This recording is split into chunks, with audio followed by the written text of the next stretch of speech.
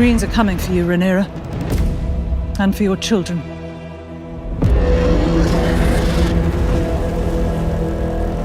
Et ben voilà, c'est le moment, l'épisode 10 de House of the Dragon, la première saison, c'est que le teaser. On va essayer un peu d'analyser ce qu'on a vu, de se tromper comme d'habitude, et un petit rappel, on essaie d'analyser vraiment le trailer par rapport à ce qu'on sait de la série, on essaie un peu d'oublier les livres.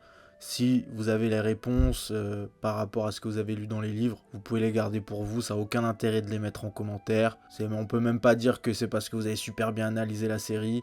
Si tu connais la fin de l'histoire et que tu dis « Ah non, là c'est n'importe quoi », ça sert à rien. Donc voilà, faites comme moi. J'ai lu les livres il y a longtemps, j'essaie de faire abstraction. Je vais pas vous mentir, il y a une scène dans le trailer, il y a plusieurs plans qui évoquent quelque chose de flagrant. Donc j'en parlerai pas, je dirai juste « Ouais, voilà, ça pour ceux qui ont lu le livre, vous savez ce que c'est ».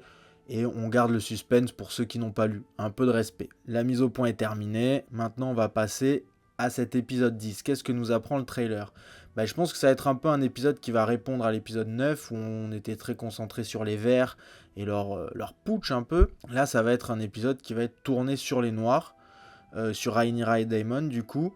Et le trailer commence avec Rhaenys qui est sur son dragon et je pense que tout simplement elle est en train de fuir Port-Réal en direction de Père Dragon. Tout simplement, c'est logique, on se dit qu'elle va aller prévenir Rhaenyra et l'équipe, et totalement c'est ce qui se passe, puisque le plan d'après on entend la voix de Rhaenys qui dit « Les verts viennent vous chercher Rhaenyra », et tu vois Rhaenyra et Daemon, Rhaenyra qui tient son ventre, parce qu'elle est enceinte, et quand Rhaenys lui dit « Ils viennent aussi pour vos enfants », là tu vois sa tête qui change, elle est complètement inquiète et tout. On peut se demander du coup où en est la proposition de paix de Alicent. Peut-être que tout simplement Rhaenyra n'est pas encore au courant de la volonté de Alicent de lui laisser la vie sauve et de lui donner entre guillemets un dédommagement, même si on sait très bien que ça va pas faire l'affaire de dédommager Rhaenyra. Mais tout simplement Rhaenys elle doit pas avoir l'info, elle doit juste lui dire c'est chaud pour toi, c'est KO. Ensuite, tu as un gros plan sur Dark Sister, l'épée de Daemon. Je pense que c'est Daemon qui prend son épée. Ça, c'est symbolique, ça nous apprend pas grand-chose sur ce qui va se passer sur le prochain épisode. On sait juste que Dark Sister, avant d'être l'épée de Daemon, c'était l'épée de Visenya, la sœur et l'épouse de Aegon le Conquérant. Et on sait que Aegon II, qui a été mis sur le trône, lui, il a l'épée d'Aegon le Conquérant. Du coup, voilà, ces deux épées qui avant étaient ensemble et se battaient pour la même cause, maintenant, elles appartiennent chacun à un camp. Et ça prouve bien que la maison est divisée, contrairement à ce qu'aurait souhaité Viserys. Après, t'as Daemon qui dit à Rhaenyra qu'elle ne peut pas plier le genou parce qu'ils lui ont volé son droit d'aînesse. Moi, je me dis, pourquoi il dit ça à Rhaenyra ? Ça veut dire que Rhaenyra elle est dans une position où elle doute, où elle se dit peut-être qu'elle va plier le genou. Et c'est assez étonnant quand tu vois le personnage de Rhaenyra. Depuis de nombreux épisodes maintenant, tu sens que le trône c'est son principal objectif. Elle va pas dire non au trône pour quoi que ce soit, elle était prête à tout. Elle a même renié Cole, donc bon, même si je pense qu'elle était pas très amoureuse de lui en vrai, mais voilà, c'était ce qu'elle voulait absolument. Qu'est-ce qui pourrait faire que Rhaenyra ne veut plus du trône ou est prête à y renoncer ? Je pense que c'est tout simplement la phrase de Rhaenys qui dit ils vont venir pour tes enfants aussi. Et je pense que Rhaenyra, elle veut à tout prix sauver ses enfants. Elle les a toujours protégés. Elle a toujours essayé de défendre leur légitimité. Donc la seule chose qui peut la faire réfléchir à renoncer au trône, c'est la survie de ses enfants. Bon, on sait très bien que elle va pas prendre la décision de laisser le trône. Il y a une scène après où Aemond enlève son cache-œil. Donc il n'y a pas 36 000 raisons pour qu'Aemond il enlève son cache-œil, selon moi. C'est soit il a un rendez-vous chez le médecin et le médecin il lui dit bon ok ça cicatrise bien tout ça, même si là maintenant ça fait quoi 6 ans que ça a été coupé, donc la cicatrisation je pense qu'elle est faite. En vrai de vrai, je pense qu'en plus il a l'air de l'enlever de manière un peu énervée, donc c'est soit un gars qui retient Aemond et qui lui dit enlève ton cachet pour se moquer de lui, ou alors il est énervé vraiment et il est face à Lucerys, il enlève son cachet, il lui dit regarde ce que tu m'as fait, je vais me venger. C'est ce qui me paraît très probable. Donc quand même dans cet épisode, on va quand même apercevoir Aemond de toute évidence. Ensuite on revient à ce qui est père dragon, je pense, avec Rhaenyra qui est autour d'une table avec ce qui a l'air d'être ses partisans. Donc voilà, on voit que quand même Rhaenyra, elle a des partisans, parce que beaucoup avancent le fait que si Rhaenyra avait pris le pouvoir, ça aurait divisé le royaume. Mais regardez, Aegon est mis au pouvoir, tout le monde fait croire que c'était la dernière volonté de Viserys, pourtant il y a des gens qui sont divisés et qui vont du côté de Rhaenyra quand même, donc je pense que tout simplement Rhaenyra ou Aegon seraient divisés quoi qu'il arrive, on le voit. Donc elle a des partisans, ils sont autour de la table, et je crois que c'est la voix de Rhaenys qui dit que tous les hommes autour de cette table vont envoyer le royaume dans la guerre de toute façon.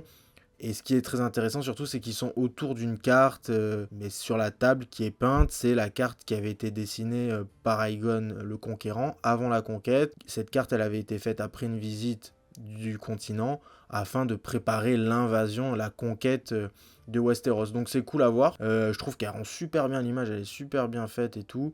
Ça fait plaisir, on l'avait pas vu dans la saison 1 là, donc c'est cool. Ensuite, t'as une scène qui dure pas longtemps, c'est Rhaenyra qui regarde au loin, qui est assez pensive et tout. Bon, on imagine facilement pourquoi elle est pensive. Et tout de suite après, t'as un pion qui se place sur cette carte au niveau de Winterfell. Et t'as Jaehaerys qui dit « Envoyez-nous ». Donc envoyez-nous où ? À Winterfell. Qu'est-ce qu'ils vont faire à Winterfell ? Ils vont se cacher, ils vont se positionner là-bas pour attaquer par le nord, ça peut surprendre les troupes des Hightower. Ou alors tout simplement, ils vont aller à Winterfell, pourquoi ? Pour aller les rallier, leur dire écoutez, ils ont trahi la reine, ma mère, donc ralliez-vous à nous, et puis on va les taper tous ensemble. Donc du coup, envoyez-nous. Envoyez-nous, c'est qui ? C'est Jaehaerys Lucerys ? C'est Jaehaerys avec la fille de Daemon avec qui il doit se marier ? Est-ce que Lucerys va aller dans son coin, Jaehaerys dans son coin ? Voilà. Moi, je pense que Lucerys, on le voit plus tard en train de chevaucher un dragon.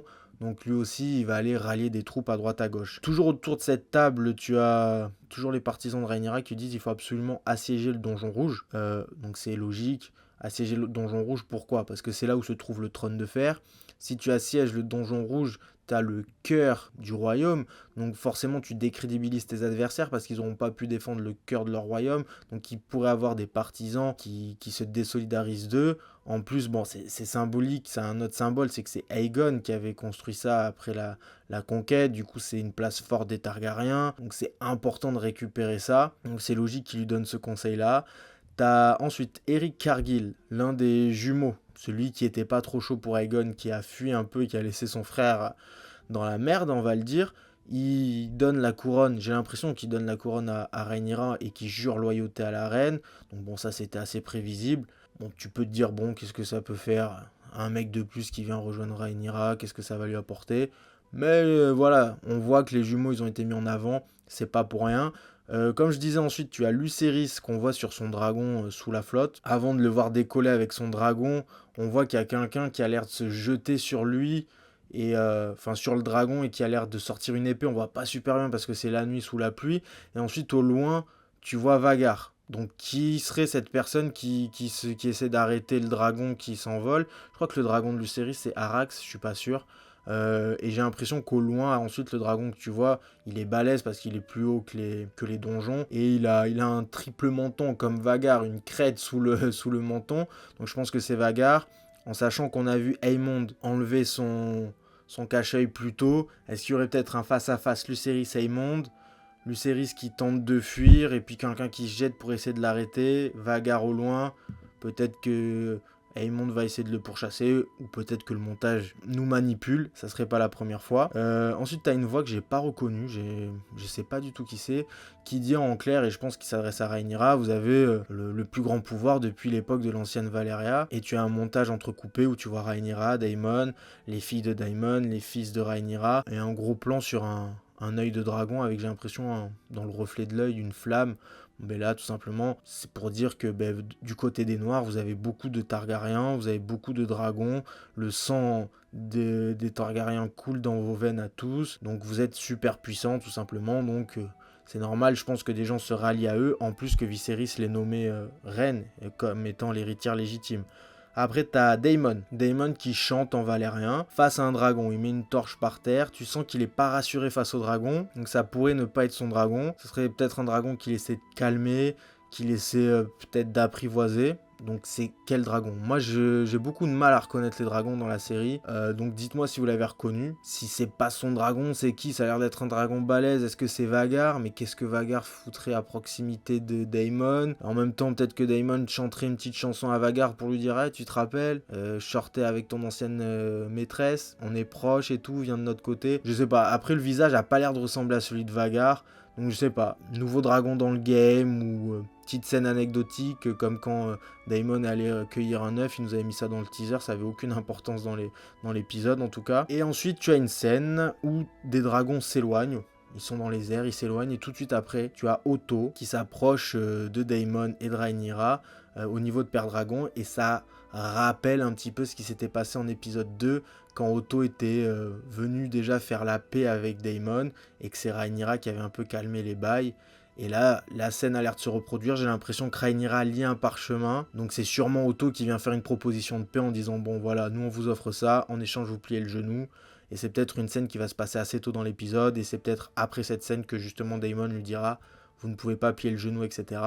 Tout cas, on sent Daemon qui est pas très chaud, il sort son épée, les gardes qui sont avec Otto sortent l'épée. Je pense que ça sera une petite tension guerre froide, qui va rien se passer vraiment. Puis après, je crois que le trailer, il se conclut sur Vhagar qui ferme sa gueule. Enfin, voilà, vous avez capté. Donc forcément, ça va être un peu agressif. J'ai fait des arrêts sur image, hein. J'ai l'impression que c'est vraiment Vhagar qui conclut le trailer. Donc Vhagar va avoir un rôle important dans cet épisode-là, à voir. En tout cas, voilà, je pense que là, on aura vraiment... On est dans la danse des dragons. Hein. Ça y est, ça a commencé, ça va bouger. On aura les premières attaques. Et puis en saison 2, ça va taper. Je sais pas, ils ont signé pour combien de saisons? Je sais même pas. Je sais pas sur combien de saisons ils vont faire durer la danse des dragons. Mais je suis impatient. Mais déjà, de toute façon, ce final, je pense qu'il va être explosif. Il va être totalement validé. Et puis voilà, vous connaissez. J'essaie d'analyser ça un peu plan par plan au maximum. Les gens qui ont lu le livre, vous savez que ça va être une dinguerie. Les autres, ça va être une dinguerie pour vous, vous allez kiffer. Et puis si j'ai raté des trucs, si je me suis trompé, je sais comment vous êtes, vous allez me le signaler et on apprécie. Voilà les gars, on se tient au courant, à plus tard.